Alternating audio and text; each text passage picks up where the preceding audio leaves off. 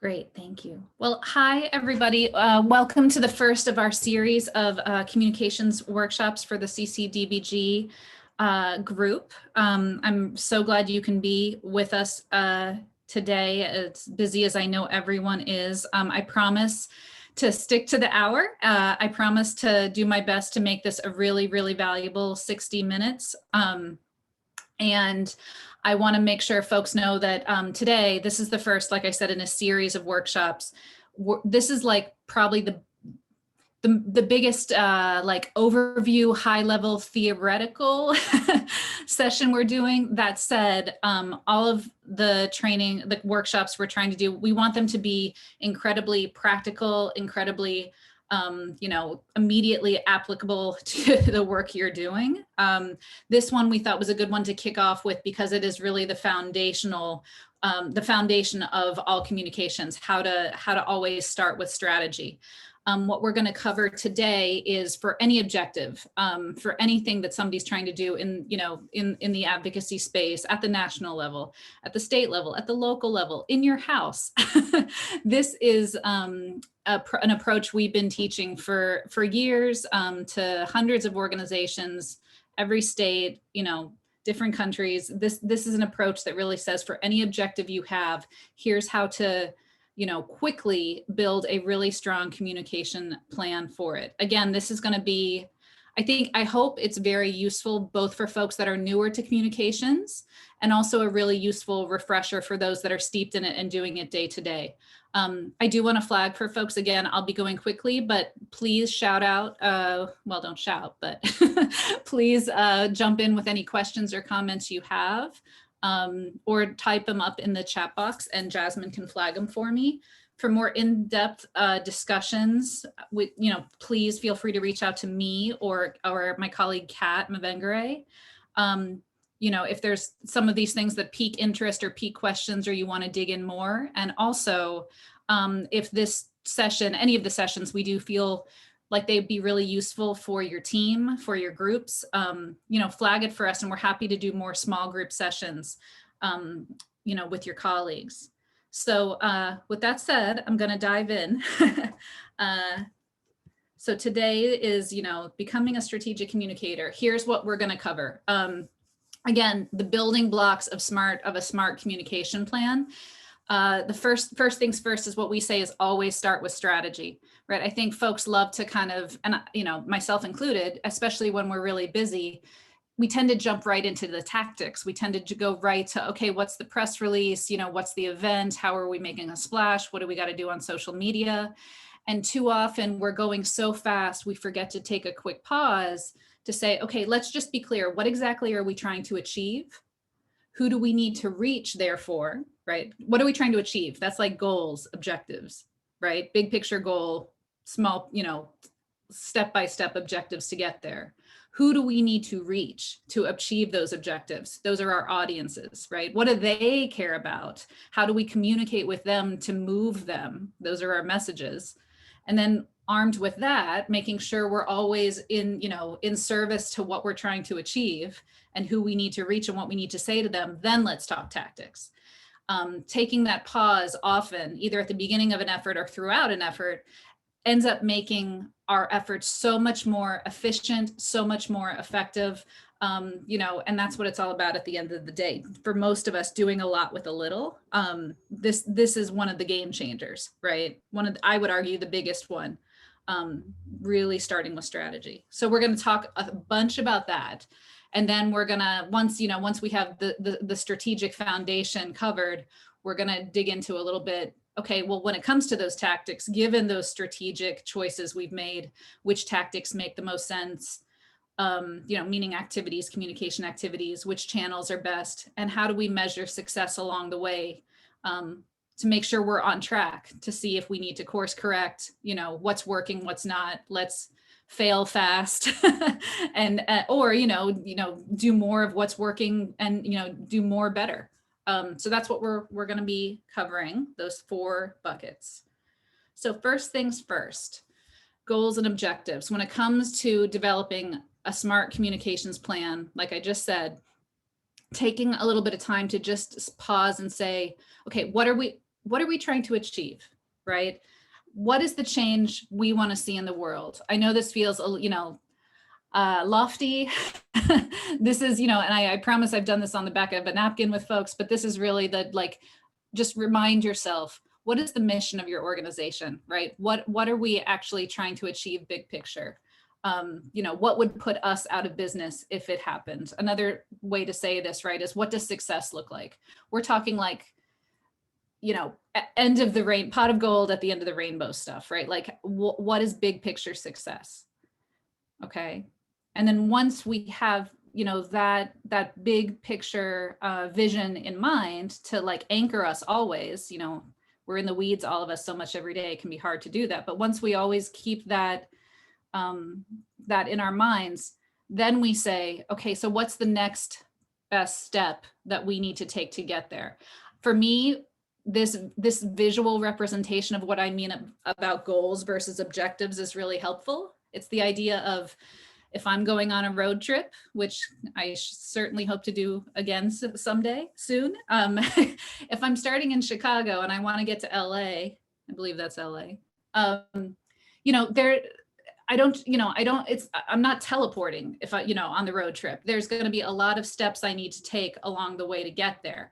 And that's what we mean by, when you talk about the mission of an organization, what we're trying to achieve, adequate healthcare, adequate childcare for all, fully, accessible, high quality childcare for every child that needs it.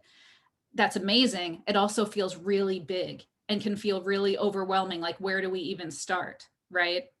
So what we say to help it feel more manageable is like, okay, well, what's the next step? Well, if I'm in Chicago first, I got to get through Illinois. And once I've done that, then I gotta, there's a few steps through the Midwest. It's that kind of idea of how do we break down the work into manageable chunks to get, to get closer and closer to our overall goal. And this is what we mean by objectives. I'm sure folks have heard this acronym a lot. Like, the important thing when you think about objectives is to make them as specific, measurable, achievable, realistic, and time-bound as possible, right? So it's not, for example, if you're like, well, right now, given where we are, and we know where a lot of you are, right? Where you've been, where you currently are, where you're headed, it's about childcare funding, right? Like securing a certain amount of funding for different childcare centers, whether it's home-based care, you name it. But you're not just saying we're securing funding, right? The most successful objectives, we're more likely to meet success when we get really specific about what success looks like. So saying, how much funding, by what time, used for what, specific, measurable, I think are pretty intuitive. Achievable and realistic can be a little squishy. I generally think of achievable meaning, like out in the world, can this happen? Is this something that actually we could pull off? Is the world ready for this? Can the world handle this? And then realistic kind of being more of an internal reflection of, can we pull this off? Do we have the resources, the knowledge, the bandwidth, you name it, to actually achieve this thing? And then of course, time bound by when, putting your stake in the sand, so to speak, by when does this need to occur?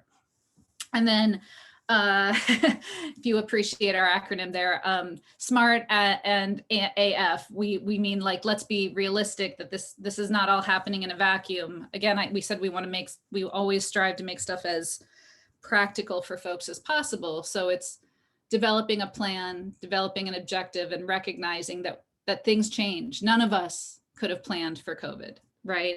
Well, some of us should have, but none of us could have known that what the year ahead was going to look like. So recognizing that sometimes plans not necessarily need to get thrown out the window, but are going to change drastically given different circumstances. And how can we account for that uncertainty, account for that risk? So again, just to wrap up, right, we're talking about to achieve an advocacy objective, to build a communication plan for work. We keep our big picture goal in our mind, and we say, okay, on that path, What's the next step?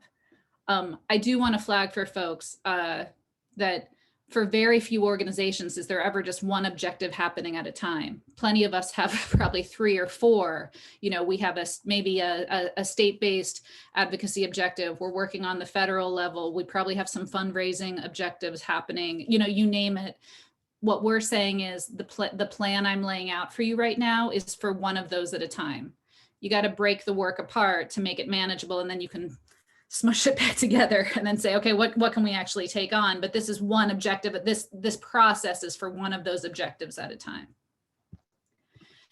And just a quick word about, you know, when we talk about types of objectives, they're important, but there's some inherent challenges, and some of those we call them like building support or raising awareness objectives that I just want to flag for folks. If this is applicable to any of you, just keep in mind. I'm like, for example, I'm working with a group where they're a community, you know, grassroots organization based in Florida, and they're trying to, you know, get some, you know, they're doing some childcare work, but it's more building, you know, power from the ground for community members to raise their voice and say what they want to see changed in their community, whether it's housing, whether it's, you know, other things. But one of their first objectives they said they want to do is build a sense of belonging among the community. And we said, well, that's great. You know, building a sense of belonging is great. We understand why you would want to do that, to make folks feel engaged before you can move to these kind of higher level efforts. But what does that look like? Again, back to the SMART, the specific and measurable, right?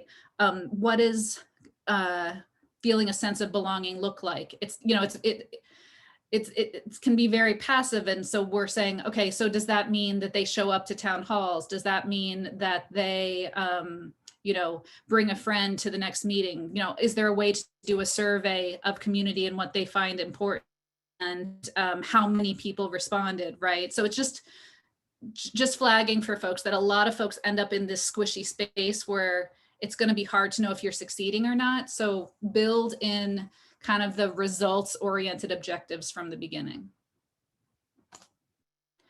So I wanted to flag for folks that we are absolutely not checking homework. I'm not calling on folks throughout this, but what we did want to do is build in a little time for reflection for folks that where this is useful. Because again, this workshop, this communications planning workshop I'm sharing with you all in, you know, 58 minutes, I normally do over a day, usually 2 days with groups, right? Where there's plenty of time for processing and they walk out with an actual plan at the end. So while you're certainly not going to do that today, what I would love is to give folks a few minutes to kind of, you know, mull the concept we just walked through, jot some thoughts down for yourself, so that if you want to follow up with Kat or me afterwards and kind of dig in, you know, you have your thoughts down on paper or on computer after. So I'm going to take about 2 minutes just to let you reflect on, or ask questions or comments on what we just talked about, this idea of just reflect on for your organization within, I will say, you know, keep it big picture, but we are doing the CCDBG work. So what's the big picture goal? And then in the next 12 to 18 months, again, we want to be pretty time bound. So it's, you know, things, as we discussed, things change a lot. So try to keep the timing kind of short term. In the next 12 to 18 months, what's a specific measurable, realistic objective you would want to achieve? This can certainly be stuff that you're working on now, obviously, and that you're just kind of going through the process, or stuff that you're thinking through and that you want to kind of start getting it down on paper. You know, just take a minute or two. And if folks have questions or comments, please, happy to take them.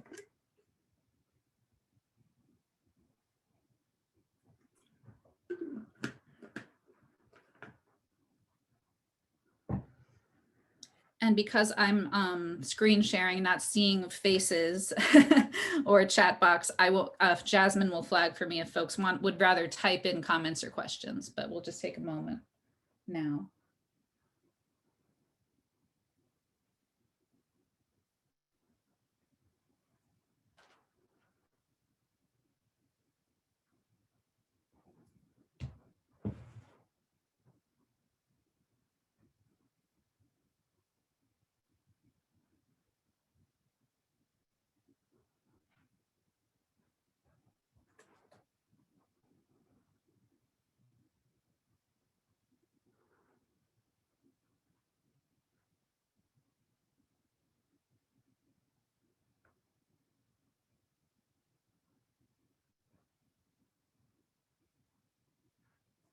Okay.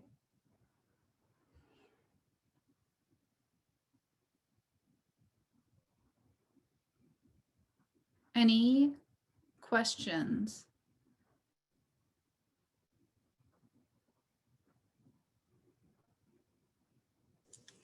And Jasmine, if you can make sure the chat function is enabled just in case for us. Okay. I'm not seeing anything, but I will keep monitoring it. If anyone is unable to type in the chat, do you mind unmuting and letting me know? This is Yeah, Elizabeth. I know. can't actually access the chat. Yeah, same. It says chat disabled. Same thing happened. We'll work on that. We'll keep efficient with our time. I guess I'll say for our group, if folks don't mind, I know some of us prefer the chat. If it's okay, if folks, I would appreciate if you have a question or comment, just go ahead and shout it out. I'll keep tabs on our time, but would love to hear if folks have any thoughts or comments. Okay, so does anybody want to share what they wrote before we move along? Or have a question about it? Okay. I just want to note really quickly, I think it's working now. So sorry about that, folks. So if you have any questions or comments going forward, please feel free to type them in. Thank you so much. Great, thank you. Thank you, Jasmine. And yeah, again, I think for folks, totally appreciate if this is a refresher for some, or if you're just, you want to take it in and talk later. So no worries if we don't have a ton of engagement on this session. And I do want to flag that different the training or the workshop we're doing today, we're doing in the coming months. So this one might be the least interactive of them all, and I will be I will be okay with that, but certainly welcome any comments or questions folks have. Okay, so now along our process, we talked about starting with strategy means, reminding yourself what the big picture goal is for the work, the big picture work, the long-term work. And within that saying, okay, over the next 12, over the next year or so, what is a specific measurable objective that we need to achieve that will get us closer to our big picture goal? Oftentimes, those might be advocacy objectives. They might be, like we were saying, they might be fundraising. They might be internal, get our house in order. There could be lots happening at a given time. We're saying for this process, pick one and take it through. This is a linear process we're sharing with you. So once we have that goal and objective at hand, we got to say, okay, so now what? So if that's what we're trying to achieve, who do we need to reach to make it happen? That's where we talk about our key audiences. Excuse me. So when I'm talking about audience, I want to be very clear. This has been a really helpful concept for me to kind of break down exactly who we need to talk to. When we talk about audiences, think about them in terms of, it's another word for your decision maker. On that objective, who is your key decision maker? Meaning, who has the ultimate power to say yes or no to what you're trying to achieve? That can be an individual. Depending on your objective, we could be talking about one person that's the chair of a certain committee at the state level. It could be a group of people, meaning, a handful of conservative state senators. It could be, the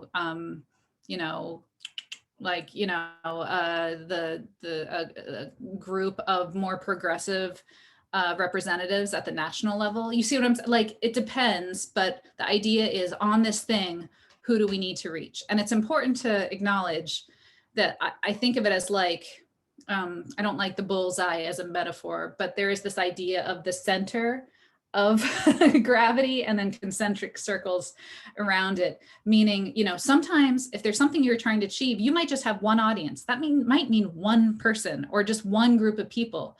And if all you need to do is reach them, great, right? Like if that's it, we don't need to spin our wheels looking for everybody else, right? Like a lot of us are doing a lot with not much. So being as efficient as possible is really key here. Right. So sometimes you have one audience and that's where we go, and that's it. And sometimes we have multiple audiences that we need to reach. I want to be clear that, you know, oftentimes our key decision maker, you know, we have to ask ourselves, do they hear us, right? Like if all we need to do is have one meeting with that person and they will decide yes or no, like we don't need to do more work. But oftentimes that one meeting or that interaction, us reaching out to them, isn't enough to move them to action to get what we need. Like, or sometimes we do not have a relationship with them, right? So sometimes we can't get to them. So we have to be looking to other audiences that do have sway, that do have influence, that do have power for, you know, whether that means a good thing, you know, whether it's they want to listen to those folks or they don't have a choice to listen to those folks, right? So that's what we mean by there might be just one audience, or there might be a few target audiences based on who you need to push that ultimate decision maker. You know, and when we say be as specific as possible, you heard me mentioning before, it wasn't like members of Congress, right? It wasn't, it's not even, the like school board. I'm just making it up. Like oftentimes you're trying to get like, no, who actually do I need here? And the more you can narrow down, the better. I did want to show a very quick example of what we mean by a decision maker, the key audience. This is just an example ad from Adopt US Kids made by the Ad Council. You see there, it says, you don't have to be perfect to be a perfect parent, right? So they're getting, they want to encourage adoptions. I would ask folks if you don't like, so who's the decision maker for this effort?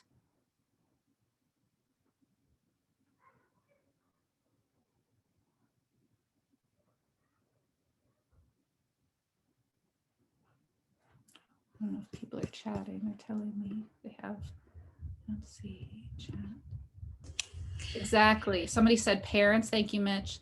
Yeah, I would be even, again, when we were talking about the level of specificity, right, be as specific as possible. Prospective parents, right? People that are considering becoming adoptive parents, but it looks like there might be a barrier here, or like they have reservations because they're like, well, but God, that's so much work and that's such a responsibility. And maybe my life's a little bit messy and I'm not sure if I could handle it or if I'm good enough. Right. And that was the barrier they were trying to overcome to go to that specific target audience, people that are considering it, but have reservations because they're not sure they're up for it. Right. You don't have to be perfect to be a perfect parent. So that's just an example I wanted to share when we talk about decision makers and who we're targeting. And I mentioned this before, so it's worth repeating when you're prioritizing those audiences that you need to reach. You know, who has the ultimate yes or no, the say on your objective. Can you influence them directly? And if you can, do not waste your time doing other things. Like if that is enough, right? Use your precious and limited resources elsewhere. But if not, who can? Who are the other groups, audiences that you can reach and work with or engage them? It's kind of like instead of going from A to B, you got to go from A to B to C, I guess, reach to them to have them help become messengers to your key decision maker, right? So getting really specific about who those audiences are from the beginning will save you so much time and effort later. It's kind of like the blanket approach versus the laser approach. Lisa, I have a quick question. So a few of these organizations are working in coalition. So do you have any tips or advice on how to create one voice or have a common goal that you're communicating when working with several other organizations in a mission-driven coalition? Sure, that's a great question. So there's a lot there. So I will say when it comes to having the common goal, big picture, at least, think of CCDBG, we're all working on, quality, accessible childcare. I feel like almost sometimes the big picture goal is a little easier for us to go, yeah, sure, right, that's the thing. But what is the thing right now? What is the thing we can all march toward over the next year?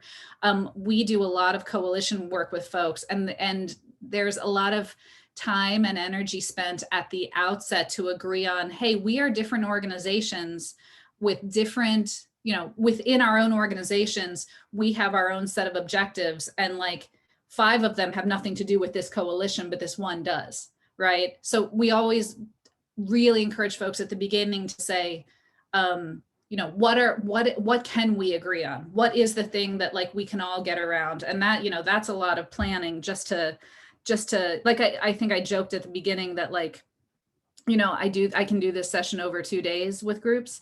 The objective setting part, if folks don't come with that already baked, can take an entire day. Right. And with coalitions, that's just with like one organization. With coalitions where we're all coming with different priorities, that could be the workshop in and of itself before we get to all this other work. So I certainly don't want to shortchange the idea of how we gather around a common objective.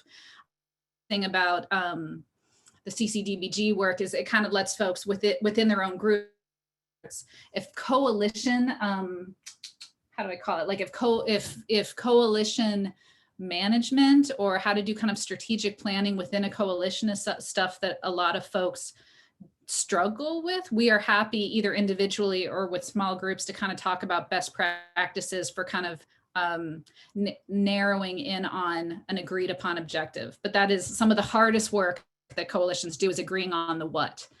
And separate from that, Jasmine, is the common messaging. And we're going to go over, once we have our objective set, once we know what we're trying to achieve and who we need to reach, then what do we got to say to them?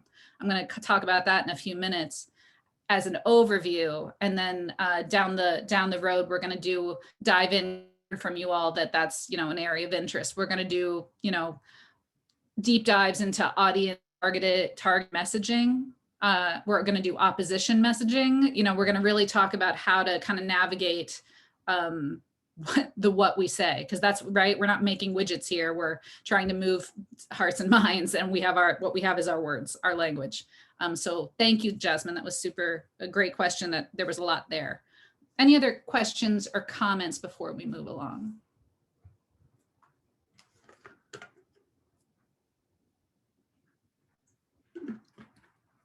Okay.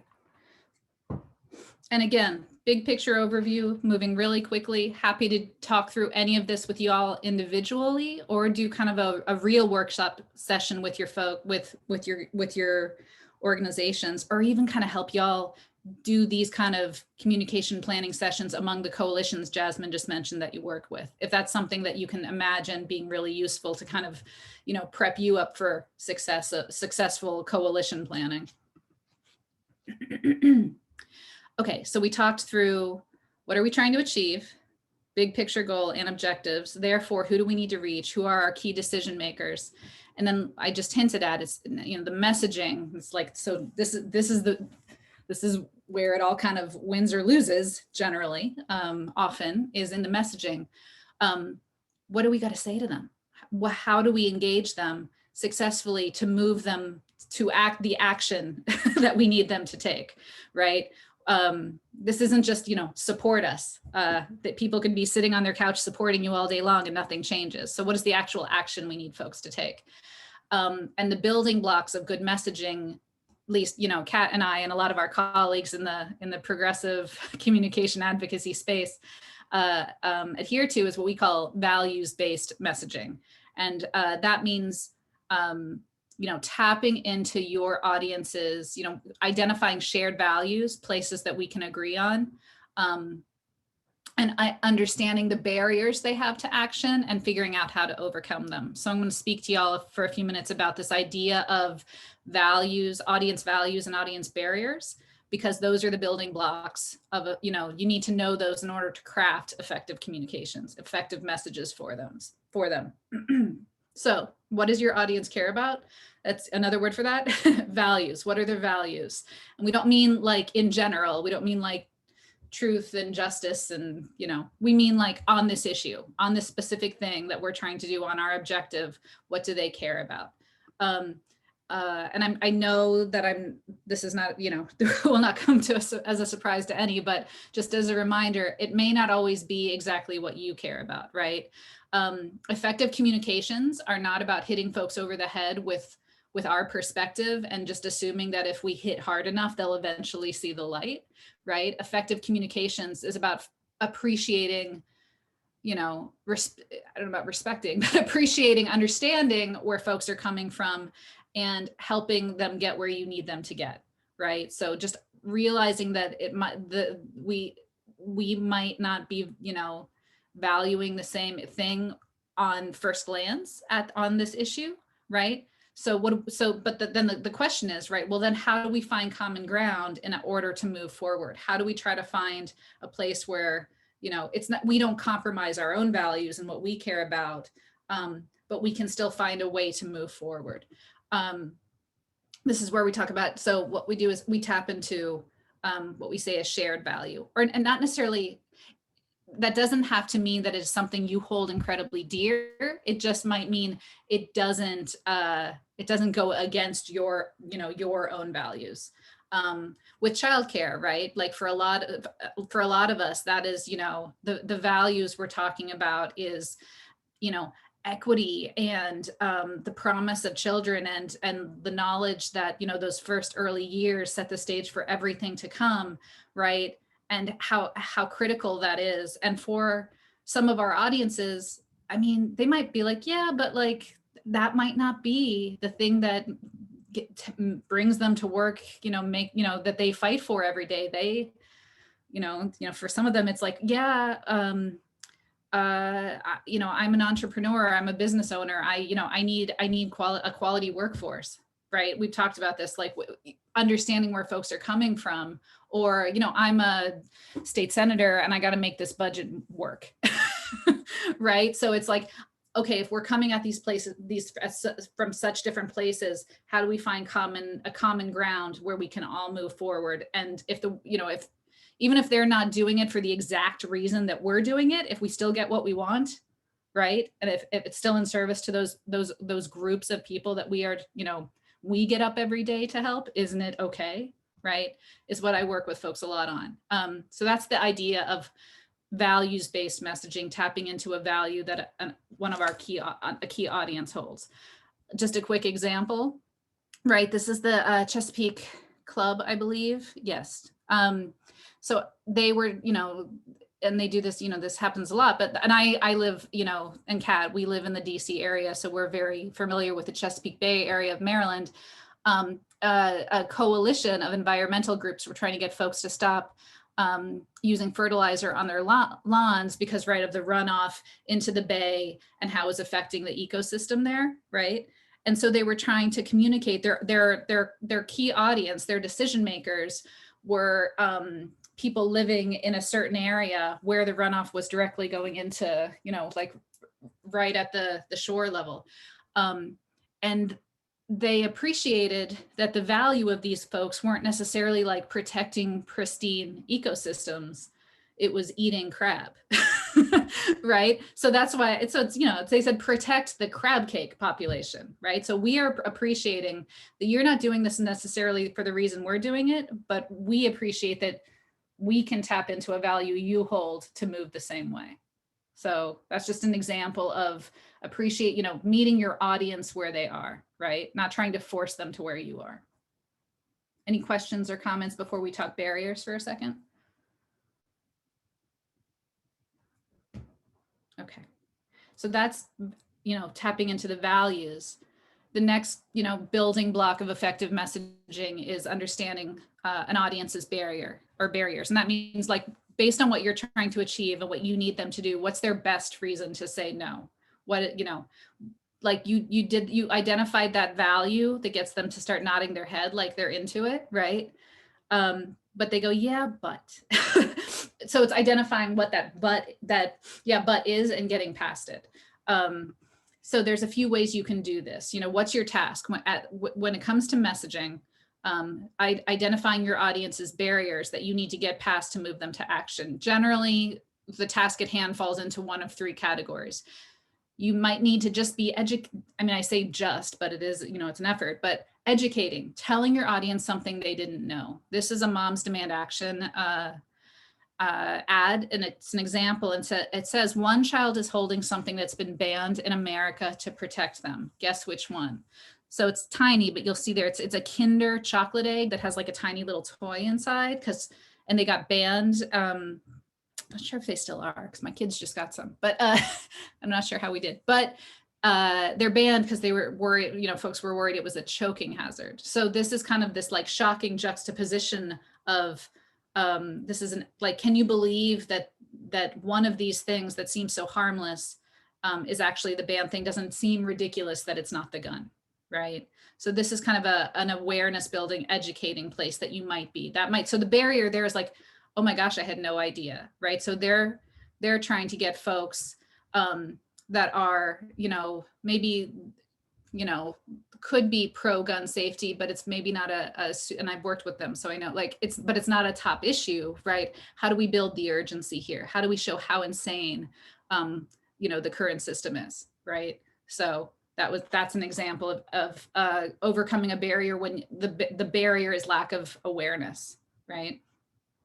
Another example, we shorthand by saying it's like translation, helping people understand an issue that they're not really familiar with or don't get why it's such a thing. So this is like helping people see an issue from somebody else's point of view, right? And we say, make the invisible visible, the abstract, like pick your metaphor, but it's this idea of, I didn't realize it was like that. I didn't see it that way till you helped me do so.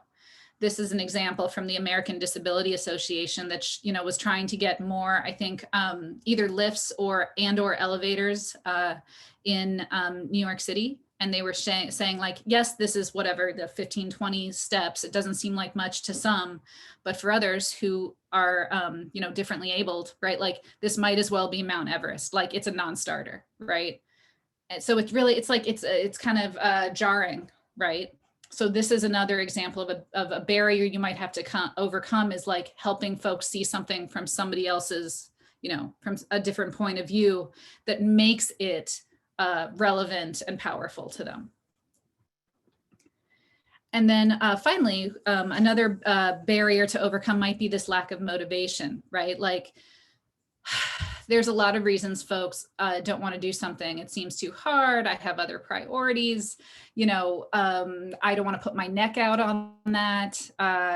Lots of reasons. How do we show them that the benefit of doing this thing we're asking them to do outweighs the risk, whatever that risk is to them? Whether it's lack of time, whether it's, like even if we're getting people to share their stories, like feeling, oh, I'm not sure if I want my story out there. Why would folks want to hear from me? Or just like, I don't even know what that, like, I'm uncomfortable being on video. Like there's personal stuff, right? How do you help them see the benefit outweighs the risk?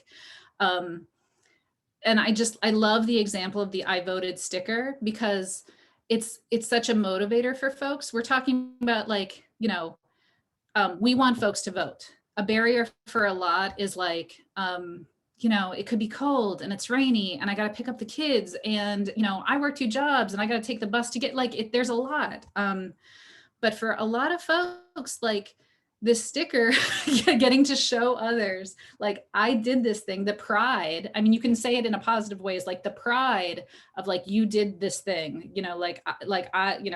or for others, it's like the, I don't want to call it smugness, but there's like that makes it worth it to them to feel like I'm part of the club. I did the thing, right? So it's, this doesn't, again, we're not always talking about truth and justice. Sometimes we're talking about bragging rights. So understanding your audience and what you can do to either educate them, translate an issue so it's urgent and powerful to them, or motivate them to act, is our task at hand. I just want to quickly mention, and I know we can go down a rabbit hole here, so I'm just going to flag it, and it's something we can discuss at length another time. But in our camp, we strongly believe, do not repeat the barrier, right? There's been a lot of research, and we can share it with folks through Jasmine, that shows that this idea of like, a lot of folks think SNAP creates a dependency, but the truth is, and then you go into all the reasons it's not true. The challenge with doing the like, you think this, but is everybody hears what comes before the but, and you're actually reinforcing the barrier, right? Which is bananas to so many of us, but that's the truth. So we always say, figure out a way to circumvent, like overcome the barrier, don't repeat the barrier. And I've definitely, I've been doing this kind of workshop for years now with lots of groups. And one of the most common pushbacks I've heard on this is this idea of, yeah, but like either personally or like my school of thought or training was, I want to acknowledge where folks come from. I want to show them I heard them. And what we say is we appreciate that. Again, we're talking about values-based messaging and meeting folks where they are 100%. But there is a savvy way to do that without repeating the thing that is going to, take you 4 steps back. So figuring out how to acknowledge where folks are without actually reinforcing the thing you're working against is really critical. And I'm going to do a quick time check. So we got about 20 minutes. So I'm not going to spend more than a minute or two here as a pause. I'll use it more as like a reflection of what we just talked about. But along the strategic communication planning path, right? We talked about big picture goal. What is the objective we're trying to reach in the next year or so? At least one, identify the one we're working through, right? Say, who are who are the key decision makers? Who are our core audiences? Okay. And on this issue, what do they care about? What are their values, right? What is like the top value, the thing they care about? And maybe it's quality childcare and the promise of our children. And maybe it's, a better educated workforce later. And maybe it's, getting getting the workforce back to work, and they can't do it without kids in care. Like, what is the value? And then the barrier, again, is what is their best reason to say no to the thing we're asking them to do based on our objective, right? And it might be time, and it might be money. Those are always, those are kind of perennial. So we encourage folks to push a little deeper on, is this an awareness thing? Is this a translation thing? Or is this like a make the reward bigger than the risk thing? Well, people So are once, thinking of, yeah. oops, sorry, Lisa. Go ahead, Jasmine. Well, people are thinking about some of the things that they might want to share. You've probably heard this already, Lisa, but a lot of advocates are saying they're trying to get these relief funds allocated, and they want to use these funds to really build a strong system better than it was before the pandemic, and how there's some hesitancy from leaders who are appropriating these funds on if they want to start programs or start initiatives that they may not have ongoing funding to continue. So I don't know if that's something you can address at a later point, but I know that is a barrier that a lot of advocates have brought up. Yeah, that's a great example that we should all workshop together. In fact, I think, and Kat and I were talking about this a bit, when we do our excuse me, when we do it, and I'm about to show just an overview of the approach to developing messaging, saying who's the audience, what's the ask, like you're saying, to like, allocate those funds,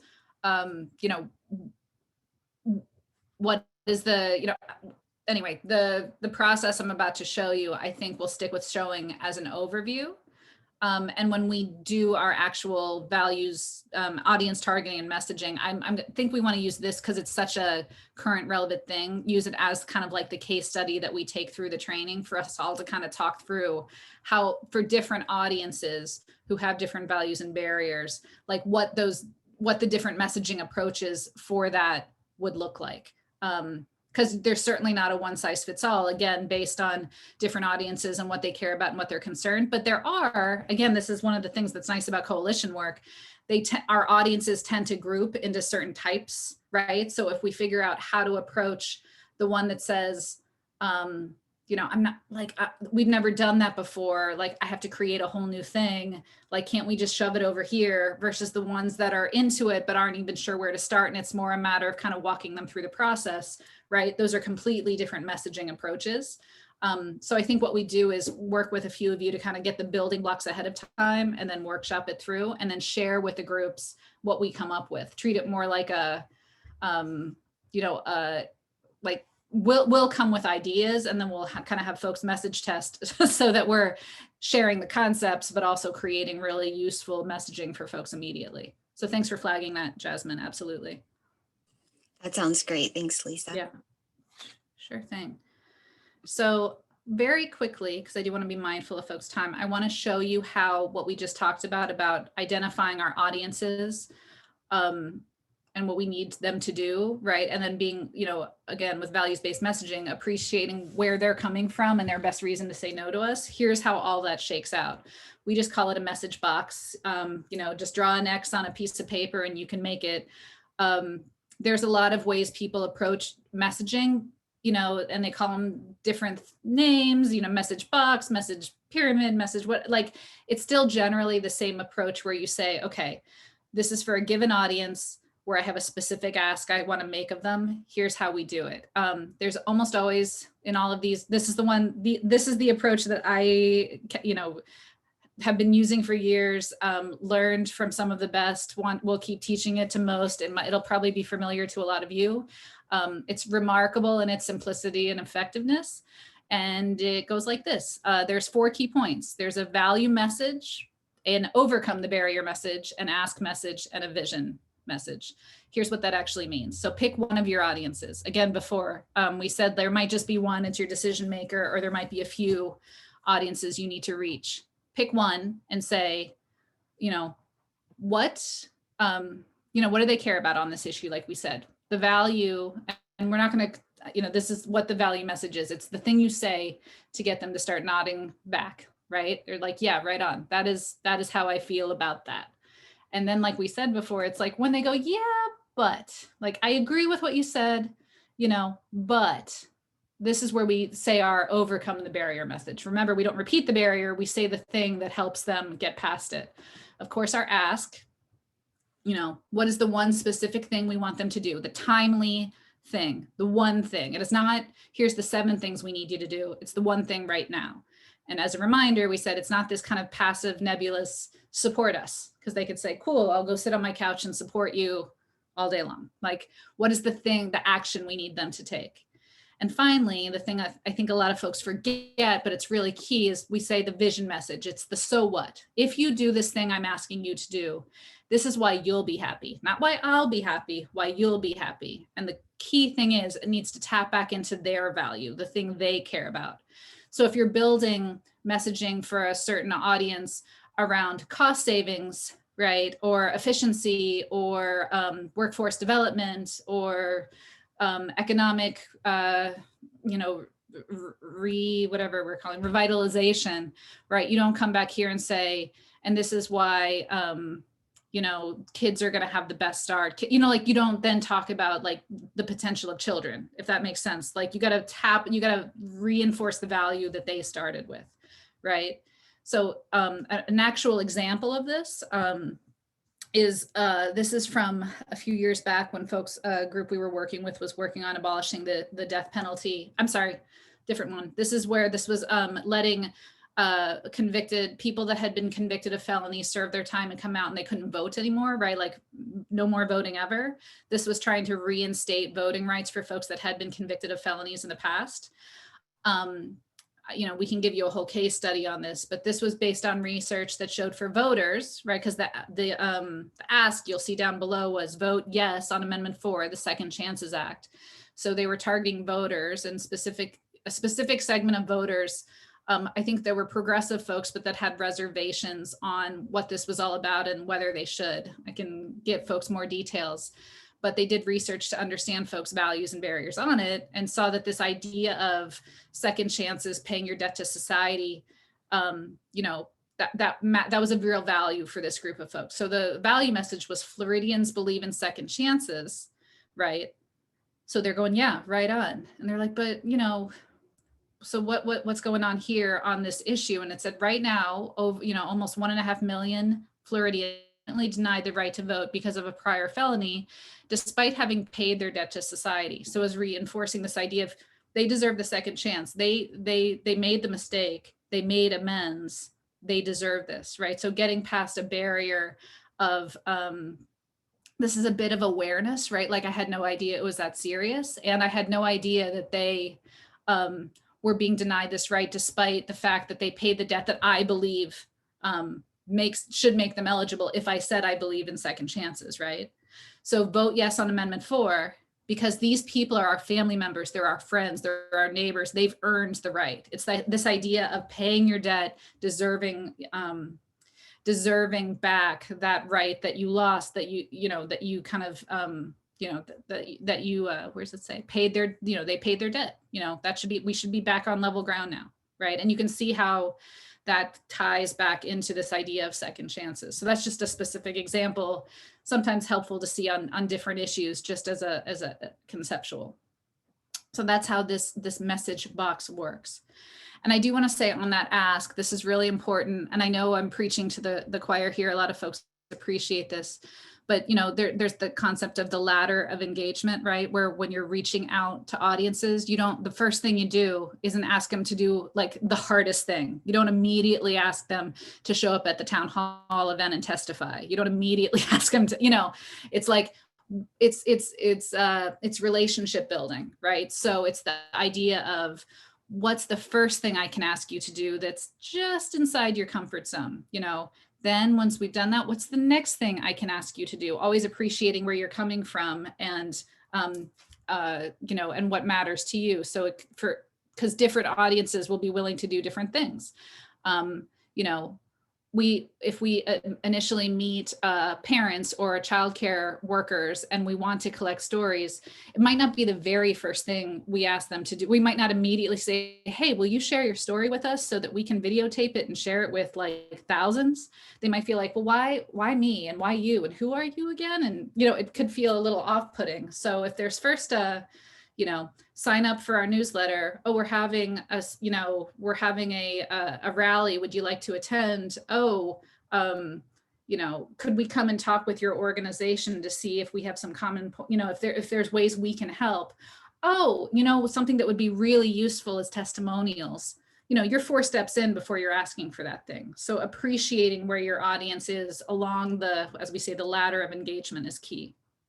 So just wanted to flag that for folks.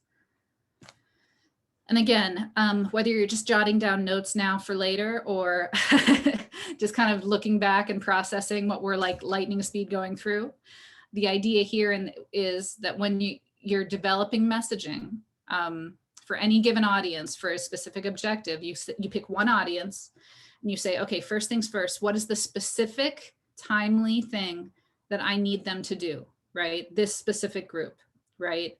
Whether it's calling senators, whether it's writing letters, whether it's, offering a testimonial, whether it is those elected officials and we need them to speak out, there's lots of things it could be. What's the thing right now? Okay. And then knowing where they're coming from, what is a shared value I can tap into to get them to show I appreciate where they're coming from, right? To get them to nod their head. And what is the thing I need to say? What's the barrier I'm going to need to overcome to get them to take action? Building blocks of effective messaging. Know the audience. What are you asking? What's the value you got to tap? What's the barrier you got to overcome? And do it again and again and again. But the good news is, right, that again, I mentioned it before, but even though, if we've ideally narrowed down to a few key audiences, and then within those, we recognize that they group together and I can use, maybe I have 3 message boxes for an entire campaign. And I know this group needs this messaging, this one needs this one needs that. It helps me stay organized and not feel overwhelmed and still be really effective with the different asks I'm asking of my audiences. Okay, and very quickly, I wanna just flag for folks some messaging pitfalls that we're going to dig much deeper into on future trainings and with y'all if you want to do some of this more in-depth work. But there's 3 big messaging pitfalls we want you to consider when it comes to engaging your audiences. The first is talking more about issues than people, right? Like we human beings are hardwired to learn through stories, to, want to see the humanity in something, like actually once we see, I should say, once we see that, it's much harder for us to look away. Right. So when we strip the issues we're working of the people that are directly involved suffering, it takes the urgency out of it for a lot of the folks we're trying to move. When we talk about childcare centers and empty seats and dollars, it feels kind of, what's the word? I mean, it's certainly powerful. And for some, maybe that's what, I don't want to make a blanket statement. For some, that's important to them, but without the actual, the moms and the childcare teacher that the children loved, and without the community and the actual people, it loses a lot of its oomph. So that's, obviously why we're always talking about the power of storytelling, right? Always remembering to include the people themselves wherever we can in the issues we're working on. Another one is, and there's a lot of this, right, in lots of advocacy work, especially those of us that are steeped in the research and the data, but even though some of us may find that very sexy, and I do, the challenge is not everybody else does, and the other folks don't always live and breathe the work we do and won't have context for the stats we're sharing, right? So it's just this idea of always trying to turn, being very choosy about the amount of data you share at a given time, and making sure you're kind of social mathing it, meaning like giving context, giving scope and scale and urgency to the numbers you share. This is just a quick example from She Should Run that wanted more women in elected office, that said, for Congress, right? They're basically saying we're here, right? If women's representation was the Golden Gate Bridge, right? Because we're only 18% of Congress when this ad was run, we'd still be here. We'd have just started, right? So it helps you visualize a stat that sounds not great, but when you actually see it listed like that, you're like, we've barely begun, right? Where other ways you could be like, well, I mean, 2 out of 10, I guess that's, so may help people understand what the data means and why it matters is incredibly important when you're messaging.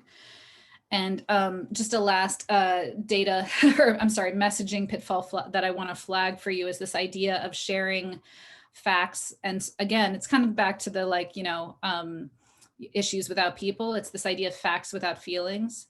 I think my little talking bar is partially obscuring this, but this was like hate crime incidents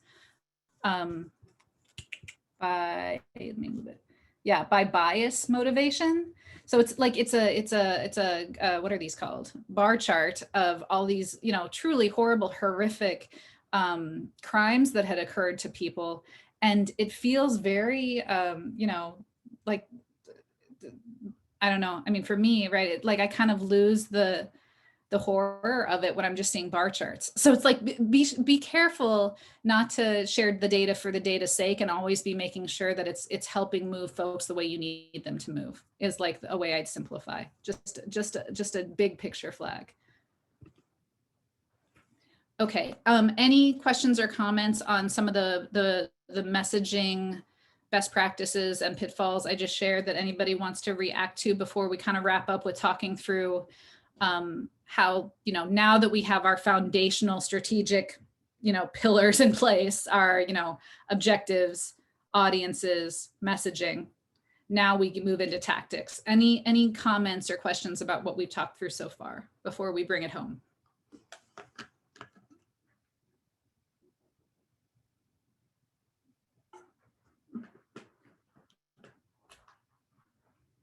Okay.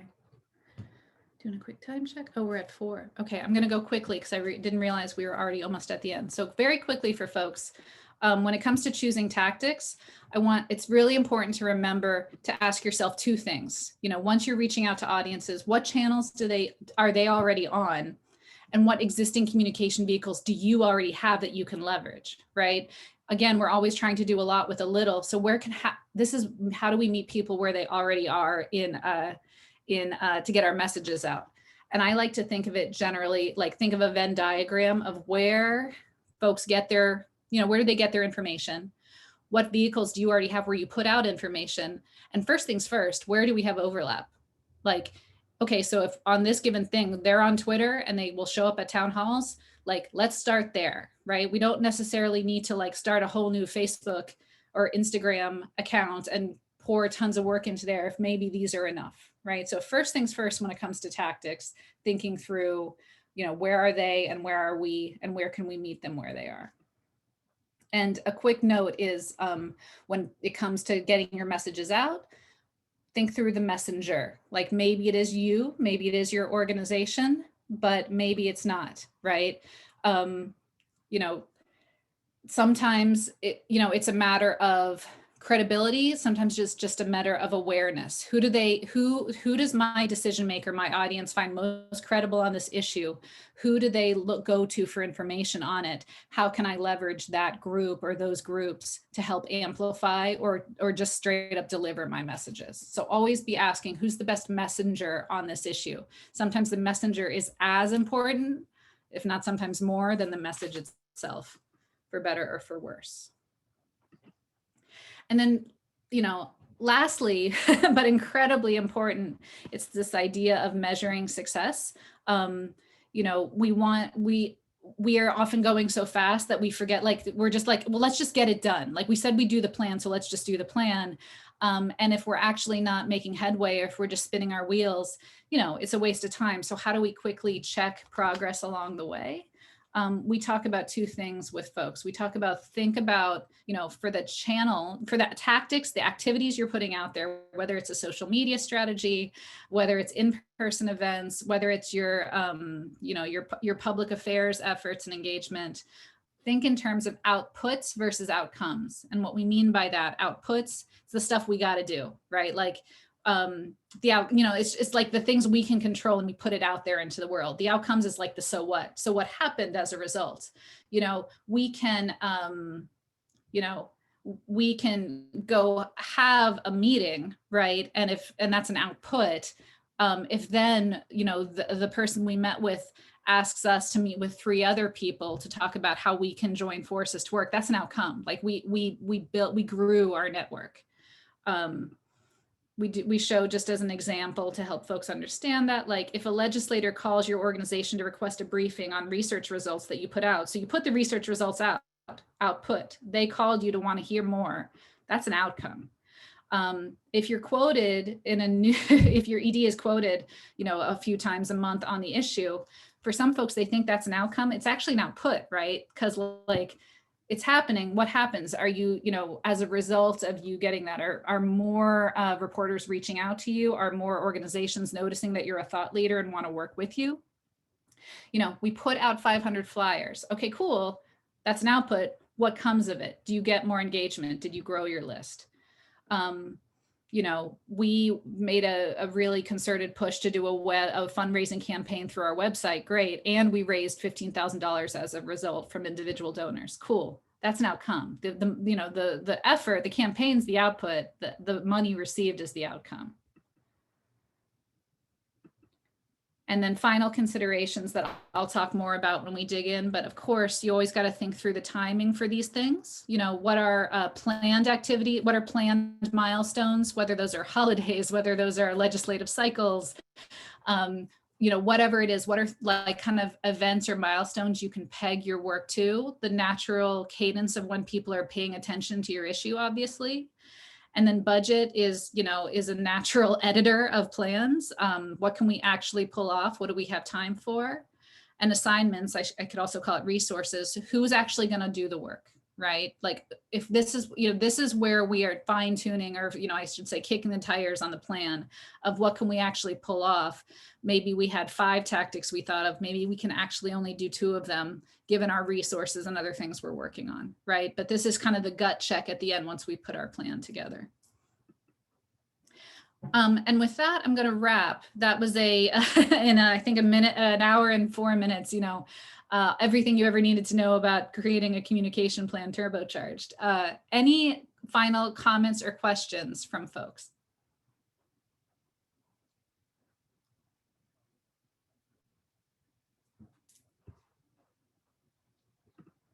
Okay, and I just, I want to be respectful of your time, so I'll drop, but I do want to say, if anything that you heard piqued your interest, if you want to talk more about any of these issues, if you'd like to actually do kind of a comms planning session with your own organization, please let Kat or I know. We're happy to dig in with you both on the planning side.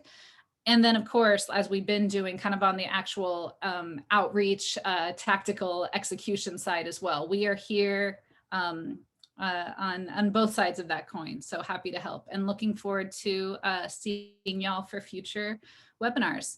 Jasmine, anything to wrap up with, just flagging where this recording will be? Yeah, so I'll send the recording and the slides, if that's okay with you, Lisa, probably tomorrow after the recording downloads. Thank you all so much for joining. Great, thank you all, appreciate it. Sorry for the 7-minute delay or overtime. Talk to you soon.